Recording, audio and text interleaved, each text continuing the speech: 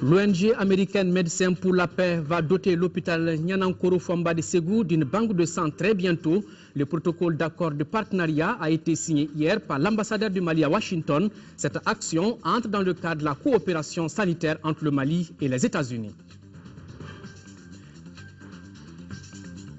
Les lampions se sont éteints dimanche dernier sur la 25e édition de la semaine de l'amitié et de la fraternité Safra à Boké en Guinée-Conakry. Le Mali était présent à travers la région de Caille. Là-bas, on a parlé de paix, de sécurité et de développement. Le grand format de cette édition est consacré aux eaux souillées qui sont source de dégradation de nos terres. Pour faire face à cette situation, une ONG espagnole a mis en place au Mali une plateforme d'expérimentation de drainage des eaux souillées. Nous sommes vendredi 4 janvier 2013. Messieurs, bienvenue. La situation que vit actuellement le Mali ne doit laisser personne indifférent. Pour soutenir notre pays, l'artiste ivoirien Tiken Jah Fakoly a sorti un single. Il est intitulé Ankawili qui signifie Mobilisons-nous. Ces titres qui durent un peu moins de 5 minutes invitent les Maliens à plus d'unité pour une sortie rapide de crise. Une copie de la cassette a été remise ce matin au président de la République par intérim par l'artiste musicien au cours d'une audience. Tiken Jah Fakoly a également annoncé au chef de l'État l'organisation d'un grand concert fin janvier au stade de Modibo Keïta pour la paix au Mali. Nous l'écoutons à sa sortie d'audience au micro de Bourama Traoré. J'ai fait un single dans l'objectif d'apporter ma contribution au Mali dans ces moments difficiles. Je pense qu'il était important que je vienne lui porter une copie de ce single et puis lui dire pourquoi j'ai fait ce single. Après avoir vu le président de la République, j'ai envie de rencontrer le nouveau Premier ministre, mais aussi l'ancien Premier ministre, mais aussi les militaires, tout le monde, tous les acteurs, tous ceux qui sont considérés comme des leaders dans ce pays auront une copie du CD et seront invités à ce grand concert en fin janvier au stade Modibo Keïta. Je ne le ferai pas seul, je le ferai bien sûr avec les artistes maliens pour qu'ensemble on vienne chanter l'hymne national du Mali d'abord et ensuite chanter des chansons de paix, des chansons d'apaisement, des chansons d'unité pour que le Mali ne retombe pas dans la même situation que d'autres pays africains. Le Mali a été longtemps cité en exemple. Il faut tout faire pour retrouver cet exemple-là. Voilà, entre les mains du président de la République, le single chanté par Tiken Jah Fakoly. Le Premier ministre Django Sissoko effectue du 5 au 6 janvier 2013 une visite à Nouakchott en Mauritanie. Monsieur Django Sissoko est porteur des messages du président de la République par intérim, le professeur John Kounda Traoré, à son homologue mauritanien Mohamed Ould Abdel Aziz. Hier, nous vous parlions du vote de plusieurs projets de loi par les députés. Outre cet exercice, le président de l'Assemblée nationale par intérim, Younousi Touré, a fait plusieurs communications avant de clore les travaux de la séance plénière de la session extraordinaire de décembre 2012, compte rendu Mahamadou Doumbia. Avant de clore les travaux de cette séance plénière, les députés ont discuté le projet de loi autorisant le gouvernement à prendre certaines mesures par ordonnance, initié par le ministère du Travail, de la fonction publique et des relations avec les institutions. Ce projet de loi fait suite à un constat. Les ordonnances sont prises en Conseil des ministres après avis de la Cour suprême. Elles entrent en vigueur dès leur adoption, mais deviennent caduques si le projet de loi de ratification n'est pas déposé à l'Assemblée nationale avant la date fixée par la loi d'habilitation. Ce projet de loi autorise donc la création, l'organisation et le contrôle des services et organismes publics, les statuts du personnel, les traités et les accords internationaux. Ce projet de loi a été adopté par 112 voix pour, 0 contre, 0 abstention et 0 non-votant. Le président de l'Assemblée nationale s'est réjoui de cette journée qui s'est terminée par d'autres communications. La loi des finances est le reflet chiffré de la politique d'un gouvernement. 2 missions essentielles ont été assignées à ce gouvernement d'union: la reconquête des territoires occupés et l'organisation des élections. Le budget en a tenu compte. On peut dire que les besoins exprimés par les forces de défense et de sécurité ont été acceptée par les députés. Je dis, le but exprimé pour l'organisation des élections à venir ont été adoptés par les députés. Hormis des sessions extraordinaires, la prochaine session ordinaire est prévue en avril 2013. Remise ce matin ici à Bamako de plusieurs dons au ministère de l'Action humanitaire, de la solidarité et des personnes âgées. Ces différents gestes à l'endroit des déplacés du septentrion sont l'œuvre des Maliens de l'extérieur de l'Association des femmes pharmaciennes du Mali. Les dons sont composés de 6 campagnes offertes par les pharmaciens. L'autre contribution est composée entre 10 cartons de savon, 200 paires de chaussures et un don de SOS national. Les Maliens de New Jersey et le personnel diplomatique résidant aux États-Unis ont remis 3 362 000 francs CFA. Les membres de l'antenne Association Guinadogon de l'Arabie Saoudite ont fait don de la somme d'1 million de francs CFA. La cérémonie était présidée par le ministre malien de l'Extérieur et de l'Intégration africaine et son collègue de l'Action humanitaire, de la solidarité et des personnes âgées. Voilà, vous voyez sur ces images cette remise. Autre remise, la coopération sanitaire entre la remise d'équipements à une centaine de familles démunies. C'était à la maison de la femme de Sabali-Bougou. L'œuvre est de l'ONG Vie Bonne à travers Qatar Charity en partenariat avec le ministère de la Famille, de la Promotion de la Femme et de l'Enfant.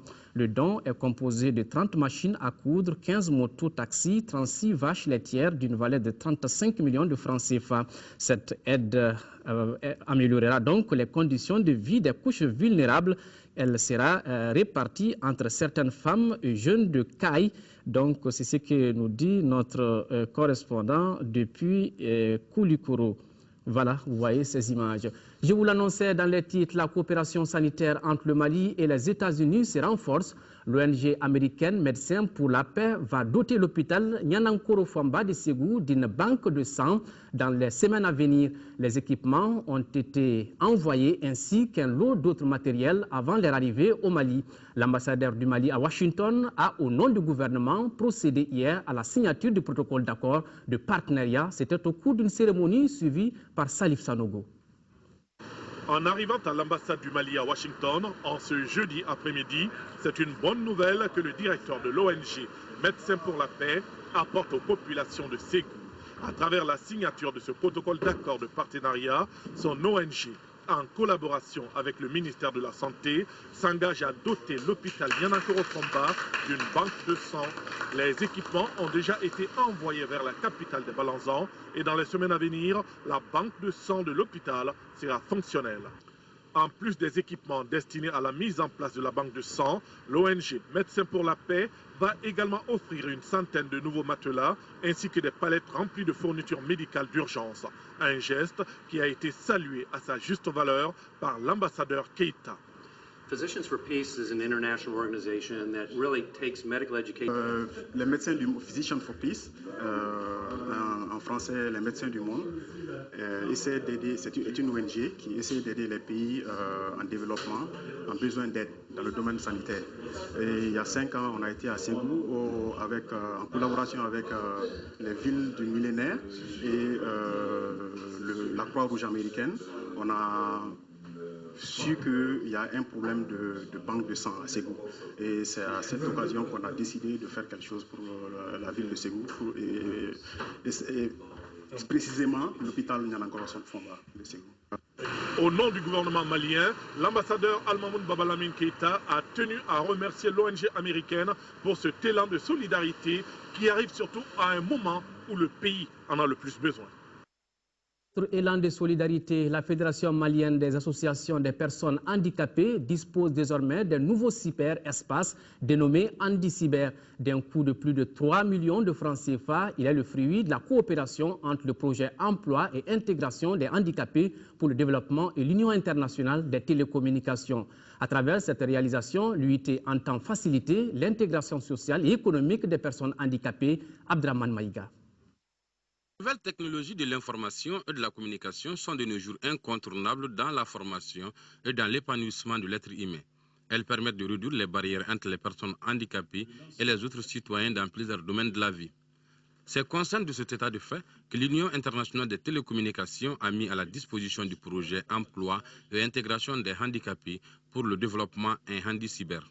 Composé d'une dizaine d'ordinateurs pour un coût de 35 millions de francs CFA, ce handi-cyber facilitera l'intégration sociale et économique des personnes handicapées. Dans ce monde devenu très sélectif, surtout dans le monde de l'emploi, les TIC permettent aux personnes handicapées d'être autant compétitifs avec les autres sur le marché de ce secteur. Ce joyeux que nous venons de recevoir de l'UIT va relever le défi de cette politique d'accessibilité de notre couche aux TIC et lui permettre de se confronter dans une parfaite égalité de chances dans le domaine de la recherche de l'emploi avec les autres.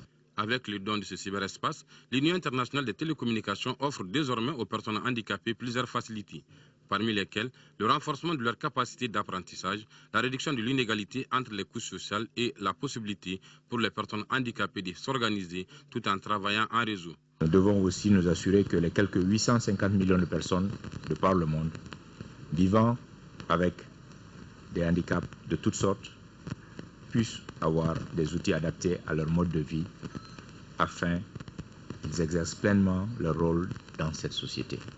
Le projet Emploi et intégration des handicapés pour le développement a saisi cette occasion pour décerner des diplômes de reconnaissance et d'attestation à certains de ses partenaires et à des jeunes handicapés qui ont suivi une formation en informatique. Chose promise, chose due. Lors de sa visite au Mali du 28 octobre au 2 novembre dernier, Malamine Koné, le président directeur général du groupe Ernest, avait promis des matériels à l'ORTM.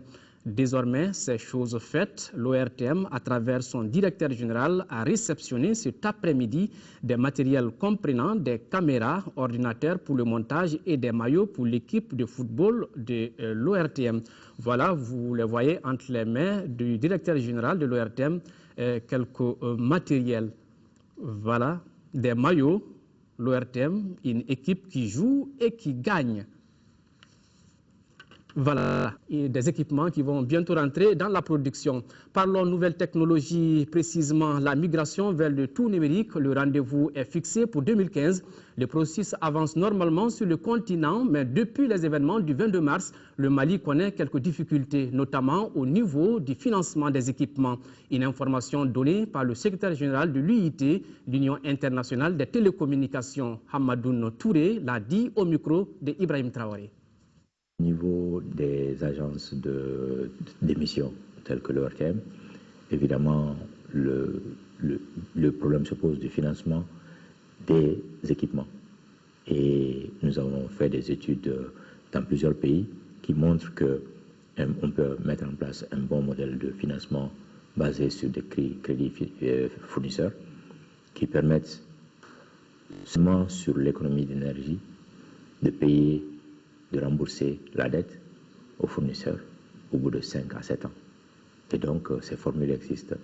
Et donc, je n'ai aucun doute que le continent africain devra se mettre à l'heure pour cette transition parce qu'il y a énormément d'avantages.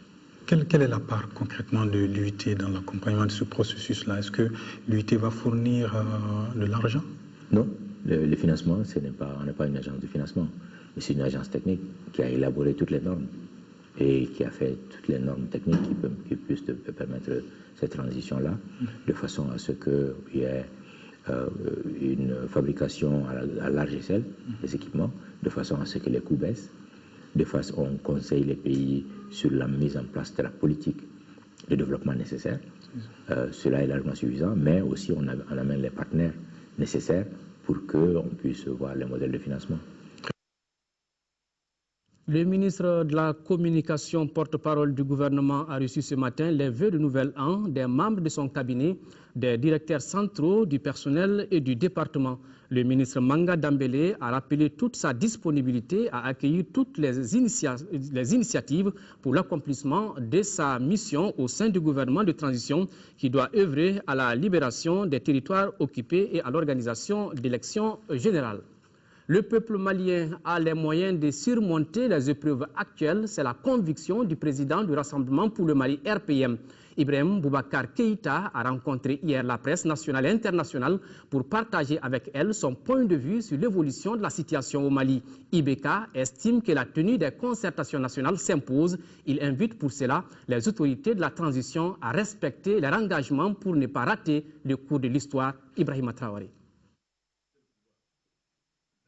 Le président du Rassemblement pour le Mali décrypte l'évolution de la situation que traverse le pays. Ibrahim Boubacar Keïta se dit particulièrement inquiet de la gestion actuelle de la transition. Une transition dont la durée est fixée à 1 an par la CEDEAO. Déjà, 8 mois se sont écoulés. Les Maliens ne se sont toujours pas parlé. IBK estime qu'il est nécessaire de réunir rapidement les forces vives de la nation. Il affirme craindre le pire car ce qui se dessine à l'horizon est très préoccupant. Pour tous nos partenaires multi et bilatéraux, avril-mai doit consacrer la fin de la transition après la tenue d'élections, notamment présidentielles. Empruntons le chemin. Est-ce possible techniquement? Quoi après cette échéance si elle était observée? Va-t-on encore vers une nouvelle polémique et les convulsions inhérentes? Autant de questions que l'on est en droit de se poser. Pour la libération du Nord, Ibrahim Boubacar Keïta demande aux autorités de la transition, je cite, de prendre à présent leurs responsabilités face à la détresse des populations du Nord. Le Mali doit enfin imposer sa voix devant la communauté internationale.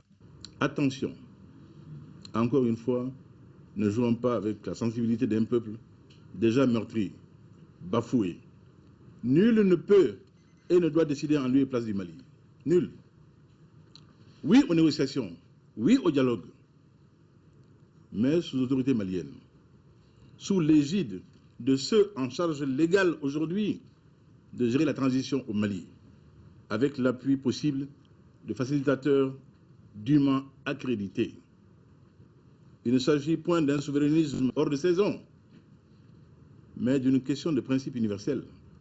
Le président du Rassemblement pour le Mali invite ses compatriotes à s'unir davantage autour de l'essentiel, à savoir la reconquête rapide des régions occupées et l'organisation d'élections crédibles. La communauté urbaine de Koutiala a organisé mercredi 3 septembre dernier un grand meeting de soutien à l'armée malienne et au capitaine Amadou Aya Sanogo. Les réseaux Kaira, le parti Sadi, les clubs de soutien au capitaine Amadou Aya Sanogo de Ségou, Koutiala et Sikasso étaient les initiateurs de ce meeting. Des mémoires des Koutialais, une telle mobilisation n'a pas eu lieu depuis une décennie dans leur commune. Au stade municipal de Koutiala, où s'est tenu le meeting, étaient présents les mouvements de jeunes, les notabilités, les associations féminines qui ont tous réaffirmé leur soutien à l'armée malienne. L'association Mali Santé Rhône-Alpes lance sa 3e mission de santé humanitaire au nord du Mali. Elle vient ainsi en aide aux populations de 5 communes du cercle de Niafenké à qui elle fournit des soins de qualité. Le coût de l'opération est estimé à 32 millions de francs CFA. Les détails, c'est avec Alvousseï Touré.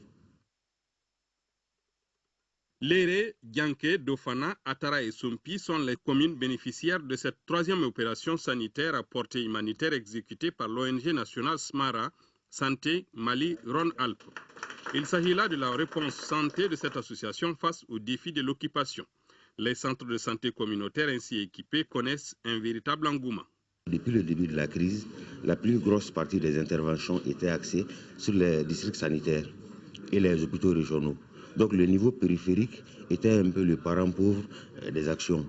Donc il fallait que nous, en partant de ce qui avait été déjà fait, les efforts déjà consentis, quand on veut venir en complément de ces efforts, il fallait choisir un niveau où encore les besoins en santé non couverts demeurent importants. Et ça, c'est le niveau périphérique. Le directeur régional de la santé de Tombouctou a loué la qualité de la coopération entre les régions de Rhône-Alpes et de Tombouctou.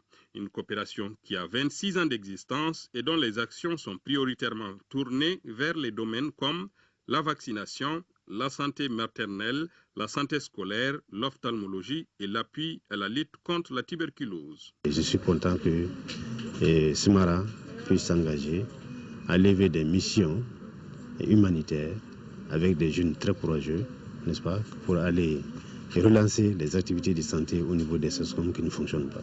La bonne volonté et le courage des jeunes médecins déployés sur le terrain sont le gage du succès de cette opération. La 25e édition de la Semaine de l'Amitié et de la Fraternité Safra s'est tenue du 24 au 30 décembre dernier à Boké, en Guinée-Conakry. Le Mali était représenté à cette rencontre par la région de Caille à travers des troupes artistiques culturelles ainsi que des sportifs. Au cours de cette édition, il a été question de paix, de sécurité et de développement durable dans l'espace Safra. La délégation malienne, forte de 80 membres, était conduite par le préfet du cercle de Caille. La cérémonie était présidée par le premier ministre guinéen, Diafar Aïdara. La cérémonie d'ouverture a été marquée par le défilé des différentes délégations venues des villes de Caille au Mali, Sélibabi en Mauritanie, Tambacounda au Sénégal, Bassé en Gambie, Kabou en Guinée-Bissau et Boké en Guinée-Conakry. Lancer un appel à tous les dirigeants, mais surtout aux jeunes et aux femmes, pour que leur implication dans la recherche de la paix soit beaucoup plus active que maintenant. Ce que nous devons dire à la jeunesse, c'est que l'avenir de notre sous-région lui appartient. L'un des temps forts de cette 25e édition de la Safra a été le symposium sur le thème sécurité, paix et développement durable dans la sous-région. Quelle contribution de la Safra? Ce thème développé par le professeur Kaourou Doucouré du Mali et Alassane Guissé du Sénégal portait sur les crises du Mali, de la Casamance au Sénégal et en Guinée-Bissau. Maintenant, quel rôle la Safra peut jouer dans la résolution de la crise Nord-Mali? Évidemment, il y a une panoplie, une kyrielle de solutions qu'on est en train d'étudier à Bamako.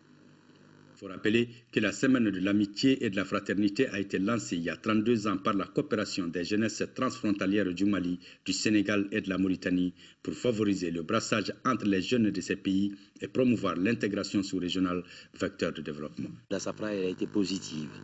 Tous les pays ont répondu présent. C'est dire que déjà nous sommes venus avec des messages forts. Et j'ajouterais qu'à Boké, tous les participants ont eu une pensée profonde pour le Mali. L'organisation de la Safra s'est étendue à la Guinée-Conakry, à la Gambie, à la Guinée-Bissau et comme observateur le district de Bo en Sierra Leone et Bobo-Dioulasso au Burkina Faso.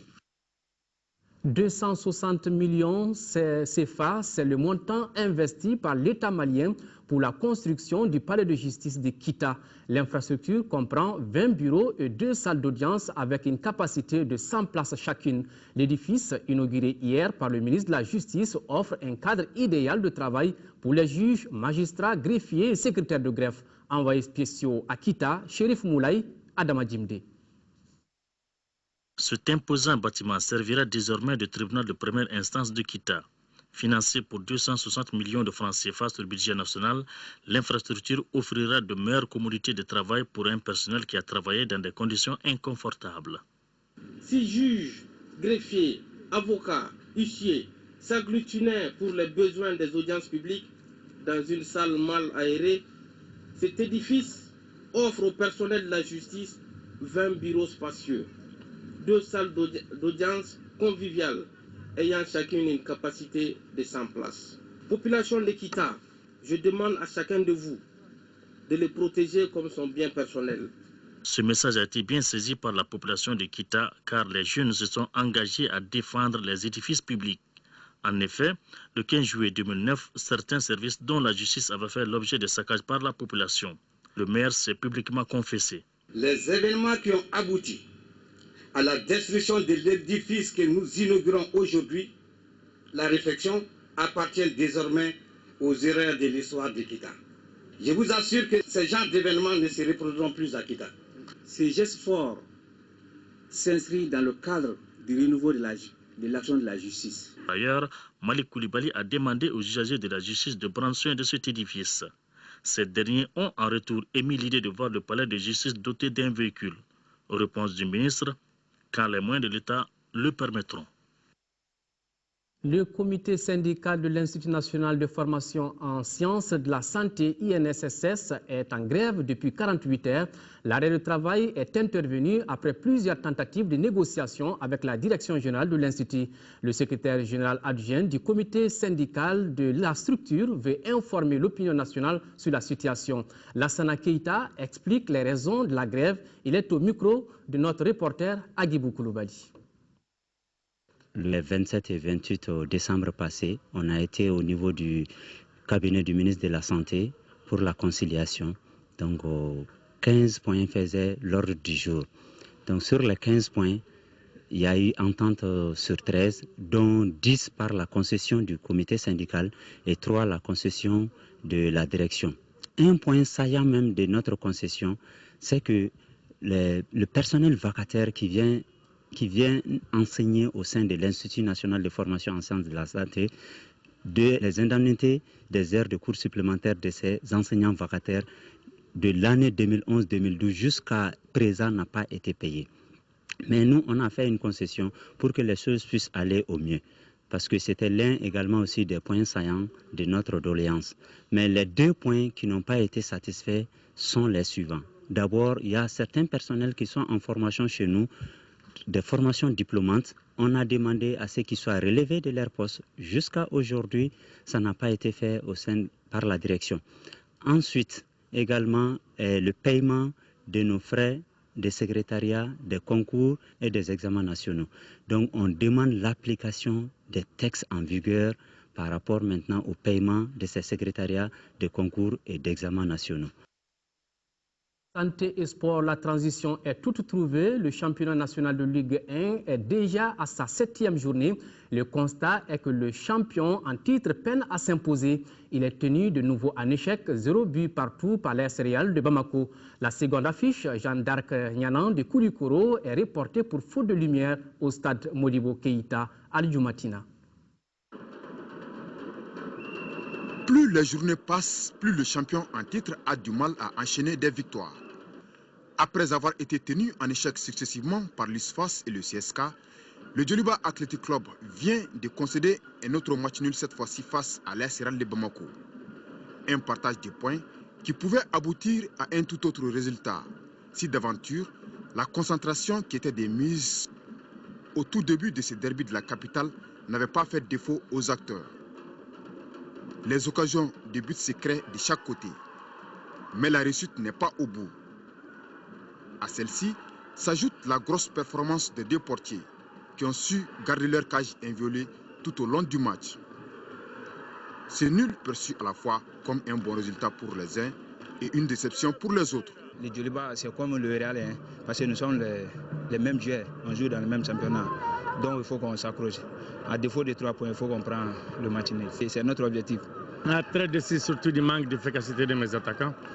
Parce que je pense qu'aujourd'hui, on ne peut pas parler de l'arbitrage aujourd'hui. On a eu quand même pas mal d'occasions qu'on pouvait faire la différence face à une bonne équipe qui joue regroupée comme les terrains renforcés à 5. C'était pas facile, mais la solution c'était quand même de profiter des balles arrêtées parce qu'on a la taille. On n'a pas pu profiter de ces balles arrêtées. En panne d'inspiration offensive, les Rouges de Bamako, 15 points, cèdent une fois de plus du terrain à leur rival, le Stade Malien de Bamako, qui caracole seul en tête du classement avec 18 points et un match en retard.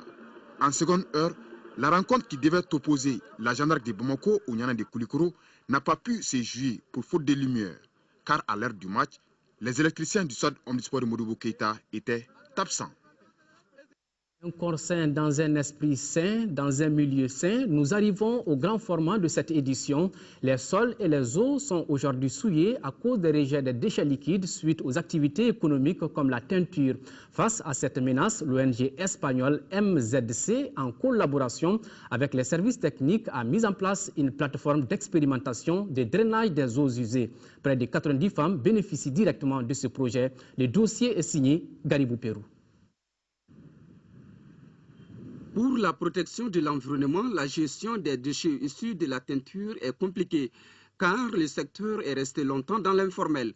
Aujourd'hui, il est urgent que ce secteur soit mieux valorisé pour le bonheur des femmes qui sont dans les situations de vulnérabilité. Les teintureries utilisent des colorants qui ne sont pas très connus. On ne connaît pas avec précision les caractéristiques des colorants qui sont utilisés. Au niveau du ministère de l'Environnement et de l'Assainissement, nous avons élaboré des normes de rejet pour les eaux usées. Les teintureries, aussi les unités industrielles, chacun doit traiter ses eaux usées pour les ramener aux normes de rejet. La mission de l'ONG Mujeres en Zona de Conflicto, MZC, c'est de renforcer les capacités des femmes. Ça veut dire promouvoir les droits socio-économiques, culturels et politiques, mais aussi protéger en même temps l'environnement. La question du genre et celle de la protection de l'environnement constituent pour l'ONG espagnole MZC des axes transversaux d'intervention. Dans ces centres d'expérimentation, rien ne se perd. Les eaux usées sont chimiquement traitées et utilisées pour arroser les jardins.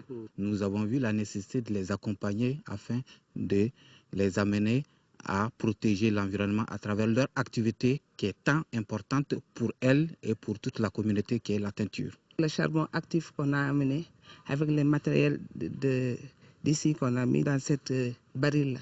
Après, une fois que l'eau est purifiée, donc on va le déverser sur le jardin. La coopérative des teinturières de la commune 5 Loulognédement a été dotée d'un centre de production de bassins teintés composé d'aires de production. Double avantage, l'environnement est préservé et les teinturières font leurs affaires avec les bassins teintés. Le projet MZC leur vient en aide dans la commercialisation des produits finis. Je suis là pour appuyer ces dames de la coopérative Loulognédement. Ça contribue à l'économie de la coopérative. Le commercial cherche à faire voir la visibilité de l'entreprise, à faire la rentabilité aussi de l'entreprise. C'est vraiment une coopérative qui, du moins c'est des femmes individuelles d'abord qui s'étaient regroupées en association et on les a regroupées en une organisation formelle et elles arrivent maintenant à faire une production qu'on peut appeler semi-industrielle. Cette plateforme de l'ONG espagnole MZC œuvre non seulement pour la préservation de l'environnement, mais aussi pour la promotion de nos produits locaux, tout en créant également des emplois formels, surtout pour les femmes. Elle intervient au Mali dans le domaine de la santé, de l'agriculture, de l'élevage et bien d'autres.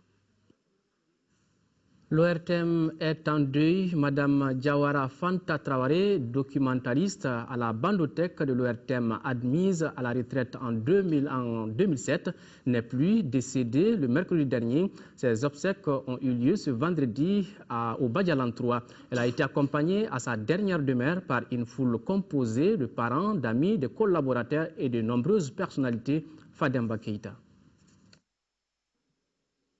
Née en 1948 à 100, Mme Diawara Fanta Traoré, qui vient de nous quitter, a fait ses études primaires dans sa ville natale. Sortante de l'ENTF, École nationale technique féminine de Banankoro, l'institutrice chargée d'enseignement ménager a successivement servi à Banyangara, Koutiala et à l'OPAM de Bamako. Elle intègre la Radio Mali en 1978 comme assistante de presse et de réalisation.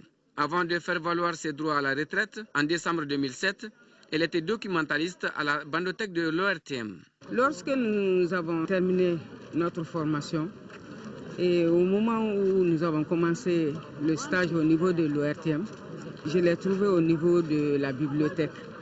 C'est elle qui m'a encadrée, une femme compétente, courageuse, douée et une femme qui se respecte, qui respecte tout le monde. L'épouse de l'honorable député Madou Diawara, élue à Kangaba, est jugée par ses proches et sa famille comme femme intègre et courante.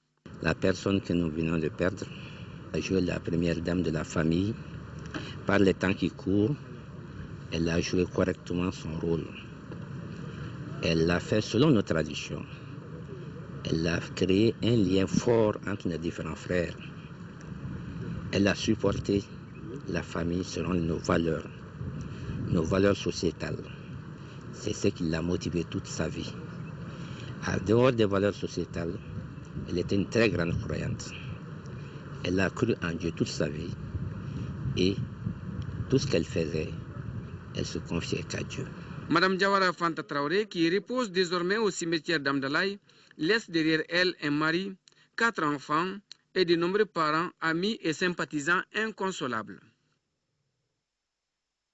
Fanta Traoré, ainsi va le monde, comme l'a dit le poète, entre la vie et la mort, il n'y a que le temps pour mourir. Voilà, c'est tout pour cette édition. Demain, 13h, vous serez avec Mohamed Touré pour la grande édition du soir.